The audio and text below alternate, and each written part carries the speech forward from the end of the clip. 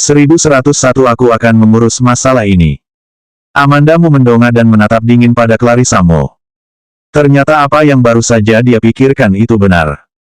Setelah bertahun-tahun, Clarissa Mo tetap kesal dan baik seperti biasanya. Clarissa Mo tidak tahu apa yang terjadi dengan Amanda Mu. Dia hanya tidak ingin Amanda Mu bahagia. Ada jenis orang seperti itu, yang menjengkelkan dan menyebalkan. Inilah Clarissa Mo. Saat Amanda Mu melihatnya seperti ini, dia langsung menutup pintu dari belakang tangannya. Orang-orang Eriko Xie telah datang untuk memeriksanya sebelumnya. Jika dia kembali dan mengetahui bahwa dia ada di sini, itu tidak sebanding dengan kerugiannya. Bagaimanapun, tidak bisa melarikan diri. Sekalian saja menutup pintu dan bersenang-senang dengan Clarissa Mo. Mungkin aku bisa kabur dari orang-orang itu dan lolos begitu saja. Aku sedang tidak terburu-buru. Ayo duduk dan bicara pelan-pelan. Amanda Mu berkata, lalu melihat ke dalam ruangan. Ada pelayan di dalam, suruh dia pergi, kita bisa mengobrol di sini pelan-pelan. Amanda Mu mengatakan itu dan pergi duduk di sofa dekat jendela dan duduk dalam posisi yang diinginkan untuk mengobrol panjang dengan Clarissa Mo. Clarissa Mo menghentikan Amanda Mu pergi. Nyatanya, dia hanya ingin melihat Amanda Mu dengan cemas memohon padanya. Namun Amanda Mu sama sekali tidak cemas, bahkan penampilannya yang ingin mengobrol panjang dengannya membuat Clarissa Mo sangat tidak nyaman. Ini bukan hasil yang ingin dia lihat. Tapi Amanda Mu sudah berkata begitu, jika dia tidak duduk dan berbicara dengan Amanda Mu, dia akan kehilangan muka. Saat ini, pelayan yang sedang membersihkan kamar tidur di dalam baru saja keluar. Dia melihat Clarissa Mo dan Amanda Mu di luar, dan dia tercengang, dua nona. Clarissa Mo mengeluarkan kartu keanggotaan Jade Imperial dan melemparkannya kepada pelayan. Kamu keluar dulu dan aku akan memperbarui kamar. Tapi, pelayan ingin mengatakan sesuatu lebih, tapi Clarissa Mo berteriak dengan dingin, suruh kamu keluar ya pergilah. Pelayan tidak berani mengatakan apa-apa, dan keluar setelah menerima kartu anggota. Begitu pelayan meninggalkan rumah, dia bertemu James Gu, yang berjalan mendekat. Pelayan itu mengangguk sedikit dan berseru, Direktur Gu. James Gu juga mendengar bahwa ada tamu yang mencari orang di sini, dan ulahnya sangat berlebihan, jadi dia datang untuk melihat-lihat. Matanya tertuju pada mobil pembersih yang didorong oleh pelayan dan bertanya dengan santai, apakah kamar sudah dibersihkan? Pelayan itu menggelengkan kepalanya, tidak, tamu ingin memperbaharui kamar untuk sementara. Masih ingin memperbarui kamar padahal sudah check out. James Gu sedikit mengernyit. Setelah keluar kamar, dia tiba-tiba kembali dan berkata bahwa dia ingin memperbaharui kamarnya. Ini tidak sejalan dengan regulasi. Iya, pelayan menyerahkan kartu keanggotaan Clarissa Mo kepada James Gu, ini kartu tamu. James Gu mengambilnya dan melihat tanda tangan Clarissa Mo. James Gu mencibir, orang dari keluarga Mo. Pergi sibuklah. James Gu melambai kepada pelayan, aku akan mengurus ini.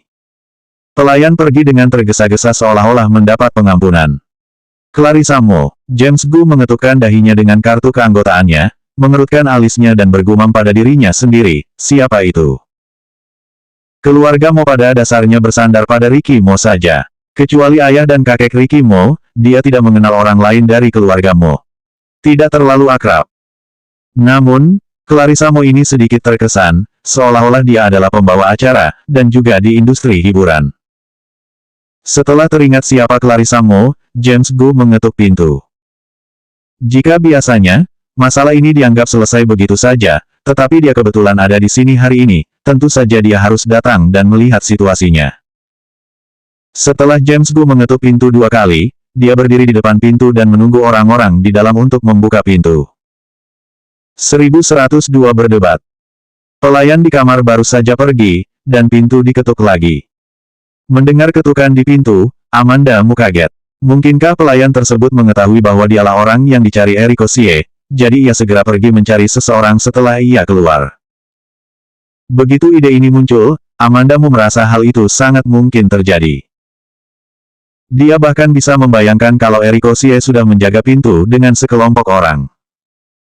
Semakin memikirkannya, semakin pikir itu mungkin. Clarissa Mo sudah dalam mood yang buruk oleh Amanda Mu. Ketika dia mendengar ketukan di pintu, dia menjadi semakin kesal, ketuk pintu lagi dan aku akan mengadukanmu. Tidak ada yang berjalan dengan baik sepanjang hari. Setelah berteriak, Clarissa mau kembali menatap Amandamu dengan nada yang sangat tidak menyenangkan. Kamu pasti dalam keadaan yang buruk sekarang.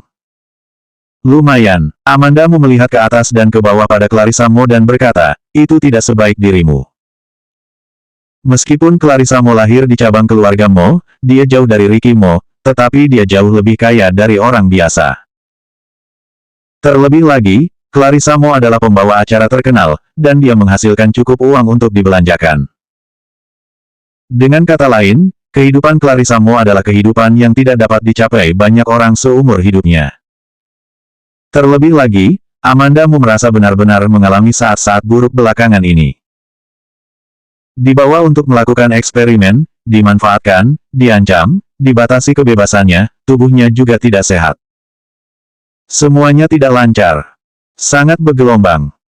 Clarissa Mo tidak menyangka Amandamu mengikuti kata-katanya dan mengakui bahwa dia tidak memiliki kehidupan yang baik. Hal ini membuat Amandamu mengatakannya secara langsung, yang tidak hanya membuat Clarissa Mo merasa menang, tapi juga merasa Amandamu seolah menertawakannya. Clarissa Mo menatapnya dengan tatapan buruk, Amanda, aku tidak menyangka setelah sekian tahun, kamu masih berbicara seperti ini. Amandamu bertanya, bagaimana? Ada pisau di kata-katanya, ini menjijikkan, tambah Clarissa Mo. Amandamu bukanlah kejutan bagi Clarissa Mo. Clarissa Mo memiliki sikap buruk terhadapnya sejak awal, dan kemudian mengiriminya sesuatu juga tidak dengan niat tulus, tetapi hanya mencoba menyenangkan Ricky Mo. Dia tahu betul tentang Clarissa Mo. Oleh karena itu, Amandamu mendengarkan ucapannya, tidak hanya tidak marah, tetapi juga berkata, aku juga sama. Setelah mendengarkan kata-kata Amandamu, Clarissa Mo tidak menanggapi sejenak, dengan sedikit keraguan di matanya, tetapi dia tidak menanyakan apa yang dimaksud Amandamu. Amandamu menjelaskan kepadanya dengan sangat ramah, kamu dan aku merasakan hal yang sama ketika aku melihatmu. Kamu merasa jijik melihatku, dan aku tidak senang melihatmu. Clarissa Mo sangat marah sehingga dia tidak bisa berbicara. Amandamu hanya memperhatikannya dengan senyuman tenang, dan kalem. Clarissa Mo marah dan berkeliling ruangan 2 kali.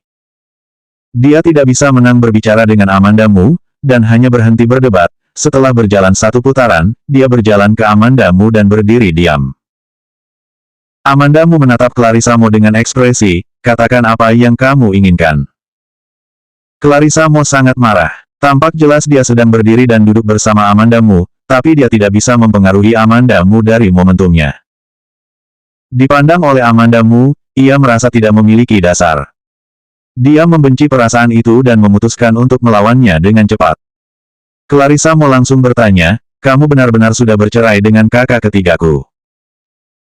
Senyuman di bibir Amandamu semakin dalam, dan akhirnya mulai membicarakan urusan sebenarnya. Dia menjawab dengan lambat, ya. 1103 tertahan di luar pintu. Secara hukum, Amandamu bercerai dari Ricky Mo dan mereka bukan lagi pasangan resmi. Selama bertahun-tahun, baik hubungannya dengan Ricky Mo dan hubungannya dengan Ricky Mo telah putus. Melihat ke belakang, dia menemukan bahwa dia dan Ricky Mo tidak bersama lagi selama bertahun-tahun. Mengapa kakak ketigaku memberikanmu perusahaanmu? Sekarang setelah kamu bercerai dengan kakak ketigaku, kamu perlu tahu bahwa kamu bukan orang keluargamu. Apakah kamu memiliki wajah untuk memegang kelompok perusahaanmu di tanganmu? Clarissa Mo benar, seolah-olah Amandamu telah melakukan hal yang begitu jahat. Jika bukan karena Clarissa Mo mengingatkan, Amandamu akan lupa bahwa Ricky Mo telah bermain dan menghilang sebelumnya, dan akan memberinya perusahaan Mo dengan meriah.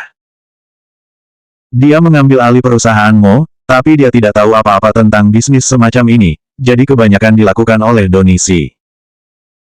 Saat dia lelah dan kesal, dia akan mencari Ricky Mo untuk melampiaskan amarahnya. Masalah ini, kata Amandamu malas, sudah lama sekali kamu baru datang kepadaku. Sepertinya kamu tidak begitu tertarik dengan perusahaanmu. Jika aku bisa menemukanmu, masa aku akan menunggu sampai sekarang, aku. Clarissa Mo sepertinya menyadari bahwa apa yang dia katakan agak tidak tahu malu, jadi dia menatap Amandamu. Ada keheningan.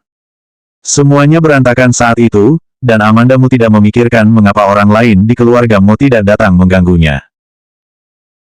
Sekarang tampaknya Ricky Mo yang telah mengatur agar orang-orang yang disebut keluargamu itu hanya melihat, sehingga mereka tidak memiliki kesempatan untuk mengganggu Amandamu. Sekarang bukan tidak mungkin. Bukankah Ricky Mo sudah kembali? Kamu bisa mendatanginya. Amandamu menatap Clarissa Mo sambil tersenyum. Dia yakin Clarissa Mo tidak akan berani pergi ke Ricky Mo. Di keluarga Mo, tidak ada yang tidak takut pada Ricky Mo, kecuali orang yang sudah meninggal. Menggertak orang baik dan takut pada orang jahat, selalu menindas yang lemah. Itu sifat dasar manusia. Karenanya, tidak mudah untuk bisa bertemu Amandamu, dan Clarissa Mo tidak akan melepaskan kesempatan ini. Apa gunanya mencarinya? Dia bukan bos besar dari perusahaan Mo sekarang. Kamulah bosnya. Ketika Clarissa Mo mengatakan ini, dia sedikit kurang percaya diri. Amandamu juga tidak mau repot-repot membesar-besarkannya, dan berkata dengan serius, benar juga, apa maksudmu sekarang, dan apa yang ingin kamu lakukan? Pisahkan saham perusahaan Mo dan kembalikan kepada kami. Clarissa Mo menunggunya mengatakan ini, berbicara dengan percaya diri. Amandamu mengulangi kata-katanya, kembalikan pada kalian. Ya, Clarissa Mo sedikit mengangkat dagunya, membuat dirinya terlihat percaya diri. Amandamu tersenyum, dan dalam ekspresi percaya diri Clarissa Mo, dia perlahan mengucapkan dua kata, bermimpi. Kamu, mata Clarissa Mo membelalak, kamu diberitahu baik-baik tidak mau menerima, malah mau menerima kekerasan. Aku tidak dalam kesehatan yang baik. Aku tidak menerima cara yang baik ataupun yang keras. Amandamu dengan tenang memperhatikan Clarissa Mo yang panik. Itu bahkan menambahkan bahan bakar ke api. Awalnya, ketika perusahaanmu ada di tangan Ricky Mo, kalian tidak mendapatkan apa-apa. Sekarang perusahaanmu ada di tanganku, kalian pikir kalian bisa mengikis minyak dari tanganku. Bermimpi, aku lebih pelit dari Ricky, kalian jangan berharap bisa mengambil barang-barang di tanganku. Amandamu, jadi orang tidak bisa terlalu sombong, cepat atau lambat sesuatu akan terjadi. Tatapan Clarissa Mo menyapu Amandamu, kenapa kamu sendirian di sini? Kamu masih terlihat sangat lemah, kamu tidak mengidap penyakit mematikan, kan? 1104 panggilan tak terjawab. Amandamu menatap Clarissa Mo dengan tenang. Nyatanya, Clarissa Mo setengah benar. Meski kondisi fisiknya sekarang tampak lebih baik, terlalu banyak ketidakpastian. Dodisie telah berhenti bereksperimen dengannya, menunjukkan bahwa masih ada masalah besar dengan tubuhnya. Sekarang kamu peduli padaku, lalu kamu peduli dengan saham di perusahaan Mo, Clarissa. Kamu sakit. Amandamu telah memperhatikan bahwa dia telah berada di atas angin dalam kata-katanya selama ini. Mungkin itu dilatih oleh Ricky Mo. Dia sudah lama tidak melihat Ricky Mo. Clarissa Mo mungkin menjadi mati rasa oleh Amandamu. Setelah mendengarkan Amandamu, dia tidak marah. Sebaliknya, dia berkata dengan sungguh-sungguh, Amandamu, menurutku kamu benar-benar aneh. Kamu jelas tidak ingin memperdulikanku. Kamu sudah lama di sini dan berbicara denganku. Apa yang kamu cari? Amandamu menunduk sedikit saat mendengar kata-kata itu. Apa yang dicari? Tentu saja Clarissa Mo bisa membantunya menunda waktu, sehingga dia bisa tinggal di sini sebentar saja, agar dia tidak ketahuan oleh orang-orang Erikosie. Clarissa Mo tidak sepenuhnya tidak memiliki otak, dia memahami semuanya di dalam hatinya. Bukan apa-apa, menurutku ini menyenangkan. Amandamu menoleh dan melihat keluar jendela, berpikir dengan hati-hati, kamu telah menyebutkan, kakak ketiga, berulang-ulang. Sebenarnya, kamu sudah lama sekali belum pernah melihat Ricky sebelumnya. Kamu mungkin ingin melihatnya tetapi tidak pernah dapat melihatnya. Nadanya terdengar biasa saja, seolah hanya mengatakannya dengan santai. Clarissa Mo tidak mau repot-repot berpura-pura, kalian berdua aneh. Kakak ketiga memberikan perusahaan Mo kepada orang luar, dan tidak melihatnya sepanjang hari, dan tidak bisa mencarinya di perusahaanmu. Dapatkah kamu menghubunginya jika kamu ingin mencarinya? Amandamu mengulurkan tangan padanya. Apa? Clarissa Mo merasa bingung. Ponsel, Amandamu meliriknya, nadanya agak tidak sabar. Meskipun Clarissa Mo ragu, dia menyerahkan ponsel kepada Amandamu. Melihat Amandamu mengambil ponselnya, dia memutar serangkaian nomor dengan lancar, dan bertanya, kamu ingin menelepon kakak ketiga? Amandamu mengikutinya dan melanjutkan dengan kalimat, kamu bahkan tidak memiliki nomor telepon kakak ketiga kamu. Clarissa mau memelototinya, tapi tidak banyak bicara. Di permukaan, Amanda Mu telah menatap layar ponsel, tetapi sudut matanya telah memperhatikan reaksi Clarissa Mo. Dilihat dari reaksi Clarissa Mo tidak melihat bahwa Amanda Mu sebenarnya ingin meminjam ponsel untuk menelepon. Bukan hanya itu, Clarissa Mo menatap Amanda Mu dengan gugup, apa sudah tersambung? Kamu nyalakan pengeras suara. Amanda Mu meliriknya dan mengabaikannya. Clarissa Mo harus duduk di sebelah Amanda Mu dan mendengarkan telepon. Clarissa Mo terlihat sedikit gugup, tetapi hanya Amanda Mu yang tahu bahwa dia lebih gugup daripada Clarissa Mo. Ricky Mo, kamu harus menjawab telepon. Apakah kamu ingat nomor yang salah? Tutup telepon, gunakan ponselmu. Clarissa Mo melihat bahwa tidak ada yang menjawab panggilan setelah beberapa saat, dan sudah sedikit tidak sabar, mendesaknya untuk menutup telepon dan menggunakan ponselnya sendiri. Dari mana Amanda Mu mendapatkan ponselnya? Dia hanya bisa menahannya sampai detik ketika telepon secara otomatis menutup telepon. Mungkin karena kecerdikannya, sebelum telepon secara otomatis dimatikan, panggilan yang tidak terjawab itu benar-benar dijawab. Halo, suara yang sopan dan serius. Amanda Mu spontan mengenali suara siapa itu. Donisi. Di sisi lain, Donisi mendengar suara Amanda Mu, berhenti sejenak, dan bertanya ragu-ragu, Nyonya. 1105 mengetuk pintu. Ini aku di Jade Imperial, di mana Ricky Mo? Amanda Mu mencoba mengatakannya dengan suara tenang, sementara tangan satunya di sisinya sudah terkepal erat. Saat Clarissa Mo melihat telepon terhubung, dia mendorong Amanda Mu, pengeras suara.